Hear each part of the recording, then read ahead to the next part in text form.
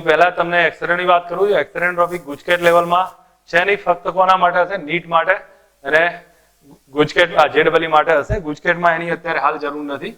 તો એક્સરે માં હું તમને જો થોડા સમજજો કે એક્સરે કઈ રીતે પ્રોડ્યુસ થાય છે, પહેલા થોડું ધ્યાન આપો. એક્સરે લગભગ ઉર્જા સ્તરની જેમ તો આગળનાની જેમ જ હશે, પણ અહીંયા જે ટાર્ગેટ ઉપર કોઈ યોગ્ય ઇલેક્ટ્રોન આપાત કરવામાં આવે, જેમ કે અહીંયા સમજીએ ટાર્ગેટ પર યોગ્ય ઇલેક્ટ્રોન અહીંથી ફિલામેન્ટમાંથી આપાત કરવામાં આવે, એ એનોડ ઉપર અથડાશે. એનોડ ઉપર અથડાય ને તો એ ઇલેક્ટ્રોન છેક અંદર સુધી જતો રહે અને એની અંદરની કક્ષામાંથી ઇલેક્ટ્રોનને બહાર કાઢી નાખે. કોની? એનોડના પરમાણુ. પણ આની એક ખાસિયત એવી હોય છે કે એનોડને જે પરમાણુ હોય છે ને એ વધારે પડતા ઇલેક્ટ્રોન ધરાવતો હોય. હાઇડ્રોજન હશે, તમે સમજવાનો એક થોડો ટ્રાય કરશો તો હું તમને અહીંયા ક્લિયર કરાવું કે ધારો કે હાઇડ્રોજનની વાત કરું તો હાઇડ્રોજનની આજુબાજુ એક જ ઇલેક્ટ્રોન ફરતો હતો. ધારો કે આની આસપાસ એવો એટમ ન્યુક્લિયસ લઈએ છીએ કે જેમાં ઘણા બધા ઇલેક્ટ્રોન ફર્યા કરે છે, ઘણા બધા છે, વધારે પડતી સંખ્યામાં ઇલેક્ટ્રોન ફરે છે. તો એમાંથી એક ઇલેક્ટ્રોન અહીંથી કાઢી નાખ્યો પહેલી કક્ષામાંથી, એક બહારથી આવશે આ પ્રમાણે કોઈ બીજો ઇલેક્ટ્રોન આવ્યો, અહીંયા અથડાયો અને આને બહાર કાઢી નાખ્યો, એ બહાર નીકળી ગયો. તો અહીંયા શું થયું? ખાલી જગ્યા પડી. સમજ આવે છે મારે કહેવાનો? અહીંથી આવી અને અહીંયા અથડાશે, અહીંથી બહાર નીકળી જશે તો અહીંયા ખાલી જગ્યા પડી જશે, વેકેન્સી પડી. તો એ જગ્યાના આધારે ઉપરની કક્ષામાંથી ઇલેક્ટ્રોન ક્યાં આવી જશે? નીચે આવશે. તો ઉપરની કક્ષામાંથી નીચે જ્યારે આવશે તો એ આ બેની ગેપ જેટલી એનર્જીનું શું કરશે? બીજા ફોટોનનું રિલીઝ કરે. રિલીઝ કરે તો આ જ એક્સરે થશે. સમજ આવી છે એક્સરે કઈ રીતે થશે? આ સંક્રાંતિ થશે. આ બધી સાદી સંક્રાંતિ કહેવાય, હાઇડ્રોજનમાં થતી હતી. એમાં એક્સરે ના નીકળે. કેમ ના નીકળે? કોઈ કહેશે કે એમાં એક્સરે કેમ ના નીકળે અને આમાં કેમ એક્સરે આપણે ગણીએ છીએ? રીઝન એક જ, તમે સમજો. તમે સિમ્પલ ઓબ્ઝર્વેશન લેશો તો હાઇડ્રોજનની વાત કરીએ તો હાઇડ્રોજનની બેની એનર્જી ગેપ હતી, પહેલી કક્ષામાં આવતી હતી તો લાયમન આવી. પહેલી કક્ષામાં કઈ આવી? લાયમન. કયા વિભાગમાં પડી ભાઈ? લાયમન અલ્ટ્રાવાયોલેટ. ખ્યાલ આવે છે કે નહીં? અલ્ટ્રાવાયોલેટ. પછી બીજી કક્ષામાં સમજો ઇલેક્ટ્રોન બીજી કક્ષામાં આવ્યા ઉપરથી, તો એ કયા વિભાગમાં પડી? બામર આવી અને એ વિઝિબલ રે, દ્રશ્ય પ્રકાશ. ત્રીજામાં આવી તો એ પાસ્ચન, બ્રેકેટ, ફન એ બધા છે અને એ ઇન્ફ્રારેડમાં આવ્યા.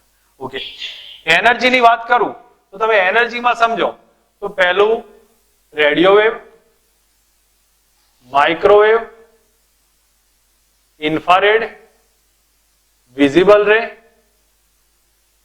અલ્ટ્રાવાયોલેટ, એક્સરે અને ગેમા. આ છે. હવે તમે મને એમ કહો હાઇડ્રોજન જેવો પરમાણુ લીધો તો પહેલી કક્ષામાં લાયા ત્યારે આપણને શું મળ્યું? અલ્ટ્રાવાયોલેટ મળ્યા. અલ્ટ્રાવાયોલેટ મળ્યા ને તો આટલી એનર્જી આવી, આટલાથી એને અટકાઈ માર્યું. હાઇડ્રોજન હોય, હિલિયમ હોય, એ બધા એનાથી વધારે નહીં આપી શકે. હવે મારે એનાથી વધારે જોઈતા હોય શું કરવું પડે? વધારે ઉર્જાવાળો સ્ટ્રોંગ બોન્ડિંગ જેમાં થયું હોય ને એવો પરમાણુ પકડવો પડશે.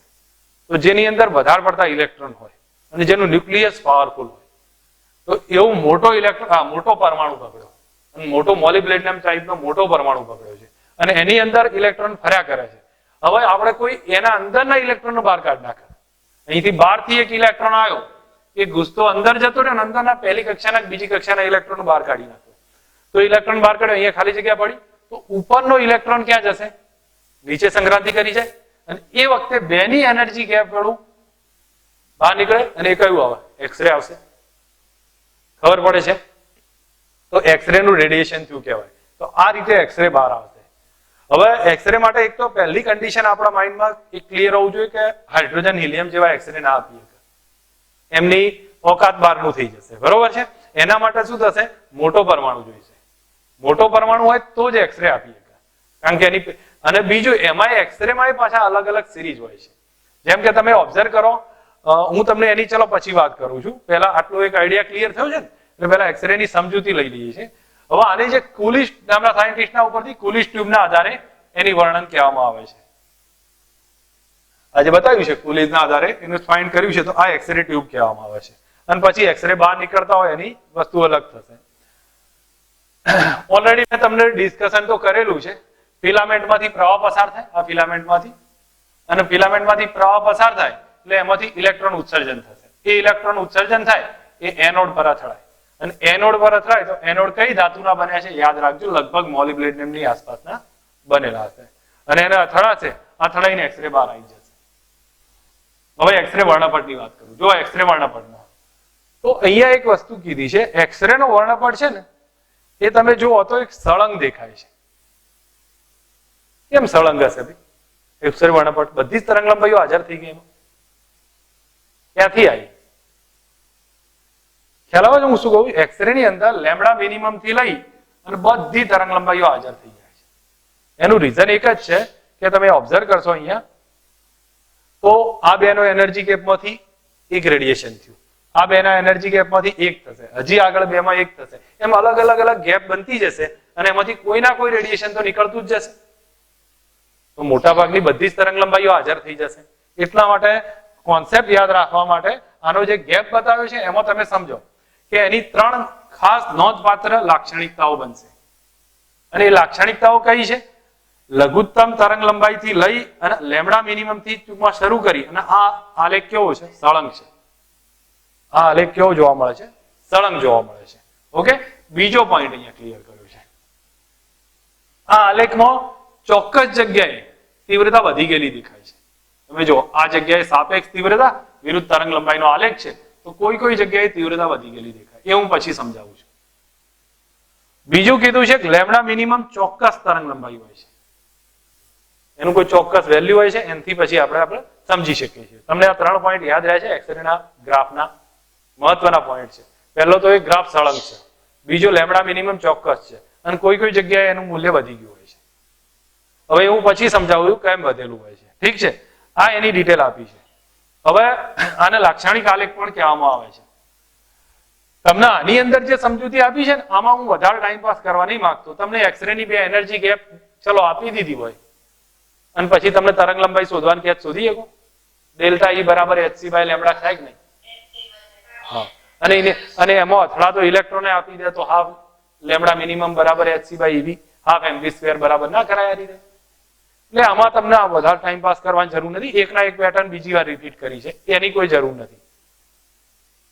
હવે જે હું અહીંયા તમારી સામે આ પોઈન્ટ ક્લિયર કરું છું એને સમજો.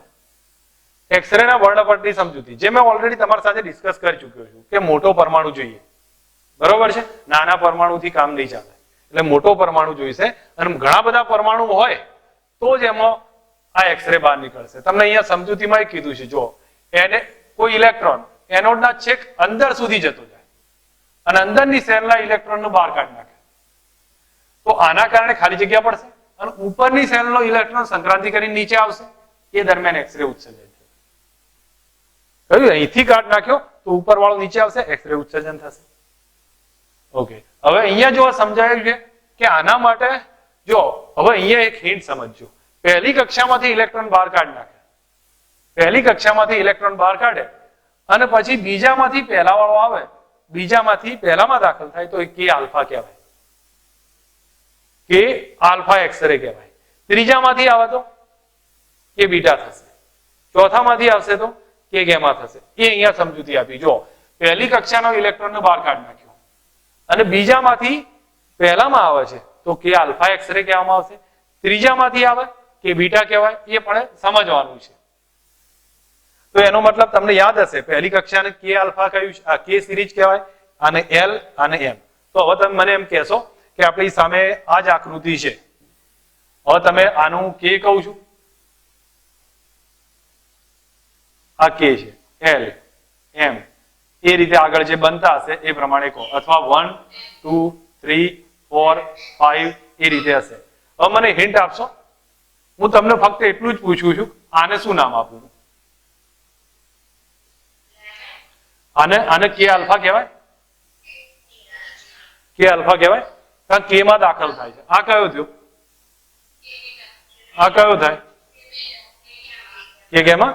હું બીજામાં દાખલ કરું, બોલો આ બીજામાં દાખલ કરું છું, ત્રીજામાંથી બીજામાં આવે, એલ આલ્ફા,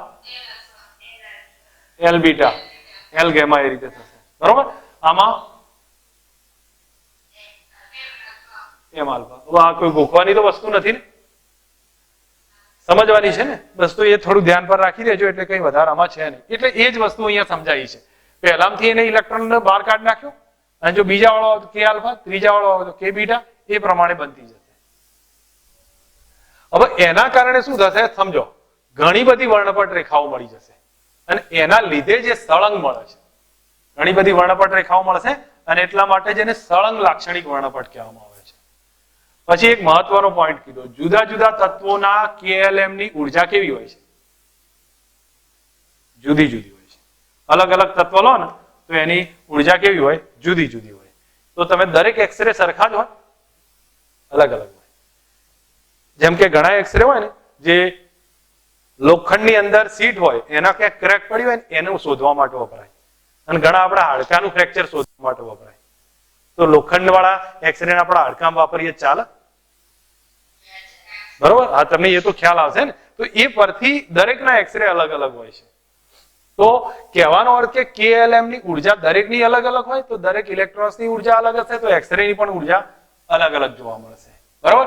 તો એના કારણે આ KLM બધાની ઉર્જા અલગ અલગ જોવા મળે. એ પરથી અહીંયા શું કીધું ખબર? દરેક તત્વનો લાક્ષણિક વર્ણપટ કીધો છે. દરેક તત્વનો લાક્ષણિક વર્ણપટ કીધો છે. ઠીક છે, આમાં કઈ બીજું વધારે છે નહીં. હવે ધારો કે કેટલી એનર્જી આવશે, તો અહીંયા એક મહત્વનો પોઈન્ટ અહીંયા કીધો છે કે ઘણા બધા ઇલેક્ટ્રોન ભેગા થઈ જાય ને તો અમુક ઉર્જાના ઇલેક્ટ્રોન પોતાના વિદ્યુતભારનું સ્ક્રીનિંગ કરી દે, અને સ્ક્રીનિંગ કરે ને એટલે આપણે કેટલો વિદ્યુતભાર આમાં કાઉન્ટ કરવાનો આવે? પેલામાં Z લેતા હતા ને, પેલામાં Z લેતા હતા, અહીંયા Z-1 લેવાનું હોય સ્ક્રીનિંગમાં. વધારે ડેપ્થમાં હું નહીં લઈ જતો, ફક્ત તમને હિન્ટ આપું છું કે આપણે આગળના દાખલામાં Z લેતા હતા, આપણે અહીંયા Z-1 લઈશું. ઓકે, ઉર્જાનું ઇક્વેશન કયું હતું યાદ આવે છે? આ રહ્યું Z2 Me4 8 epsilon 0 square S square n square. બરોબર? અહીંયા મારે જો એક્સરે માટે લખું ને તો કયું લખીશું? Z-1 નો સ્ક્વેર, બાકી બધું એના છે.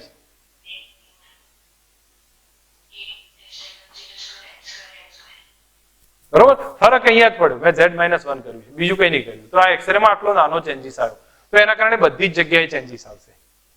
બધી જ જગ્યાએ ચેન્જીસ આવે. કઈ જગ્યાએ? તો તમે ઓબ્ઝર્વ કરો. જો પહેલો ચેન્જીસ એને અહીંયા એક્સરે માં અહીંયાથી કર્યો, તો હવે તમે ઉર્જાનું ઇક્વેશન ચેન્જ થઈ ગયું. તમે યાદ રાખજો એક્સરે ની ઉર્જાનું ઇક્વેશન મેં ફરી લખી દઉં છું.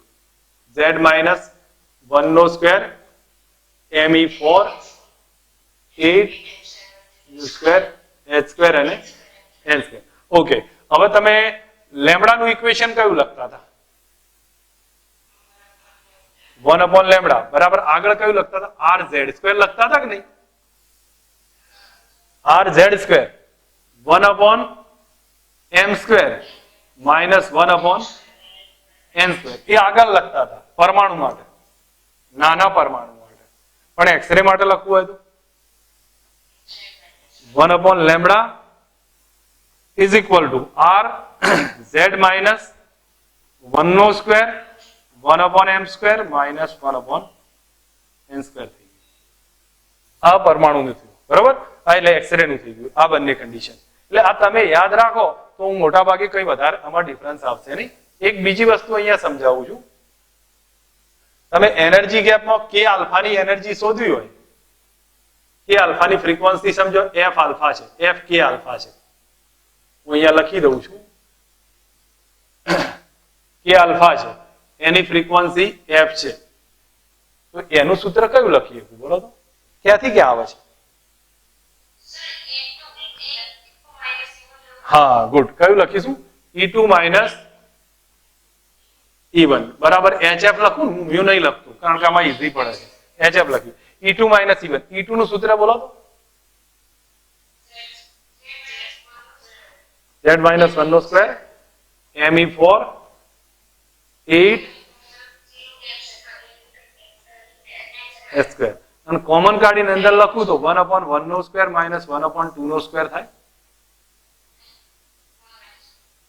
કારણ કે ક્યાંથી ગયું? K આલ્ફા એટલે 2 થી 1 માં જાય એટલે E2 minus E1 કર્યું, પણ આગળ નિશાની માઇનસ ની હતી ઉર્જાની, એટલે આ સ્ટેપ બને.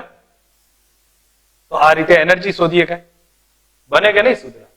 હવે ધારો કે Mn નું શોધવું હોય તમે સમજો આના ઉપરથી mn નું શોધવું છે તો હું અહીંયા તમને કઈ રીતે લખી શકું m થી n માં જતું હોય તો em આના જે રિલેશન આવશે m થી n માં જાય છે તો em માઇનસ en લખી બરાબર હવે તમે આના પરથી સ્ટેપ વાઇઝ કિંમત લખી દો તો સેમ કન્ડિશન z-1 નો સ્ક્વેર બાકી પછી me4 8 epsilon 0 square h square and 1 upon n square minus 1 upon n square આવી એનર્જી ગેપ બની જાય બરાબર hf કર દો આ રિલેશન બનશે આને ટૂંકમાં એનર્જી ગેપ નું એક ઇક્વેશન બનાવીએ કે એને આપણે જરૂર પડે એમ યુઝ કરવાનું છે કે ગોખવા માટે હું નહીં કહેતો તમને જ્યાં જ્યાં જરૂર પડશે તે પ્રમાણે તમારે યુઝ કરવાનું છે ઓકે હવે હું જે અહીંયા બતાવું છું એમાં જો સમજો તમને એનર્જી નું ઇક્વેશન કયું કીધું છે તો તમે ઓબ્ઝર્વ કરશો તો કયું લખ્યું છે એને જો આ લખ્યું છે ને ઈ બરાબર કયું લખ્યું આ યાદ રાખી લેજો વધારે માથાકૂટ વગર અથવા આ યાદ રાખો તોય ચાલે બે z-1 નો સ્ક્વેર e ની 4 ઘાત 8 એપ્સિલોન 0 સ્ક્વેર h સ્ક્વેર અથવા 13.6 z-1 નો સ્ક્વેર n સ્ક્વેર બધા એનર્જી ના રિલેશન ઠીક છે હવે એમને કે આલ્ફા માટે તો ક્યાંથી આયા 2 થી 1 થયા કે નહીં તો કરીને આટલી એનર્જી ફાઇન્ડ કરી નાખી તો એ ક્યાં માથાકૂટ વગરનું છે ઈઝી છે આમાં તો કોઈ વધારે છે નહીં e2 - e1 2 થી 1 માં ગયા તો તમે ગમે તેની એનર્જી ફાઇન્ડ કરી શકો છો પણ અહીંયા એક એના ઉપરથી એક સૂત્ર બનાવ્યું છે એ સૂત્ર આપણા માટે મહત્વનું છે ફ્રીક્વન્સી નું એમને સૂત્ર લીધું આ બધું સ્ટેપ સાબિત કર્યું જો કયું સૂત્ર છે હું તમને કે આલ્ફા માટે બતાવું સમજાવું છું 2 મિનિટ સમજજો કે આલ્ફા એટલે ક્યાંથી ક્યાં જાય 2 થી 1 માં આવે હા તો એટલે e2 - e1 બરાબર hf લખાય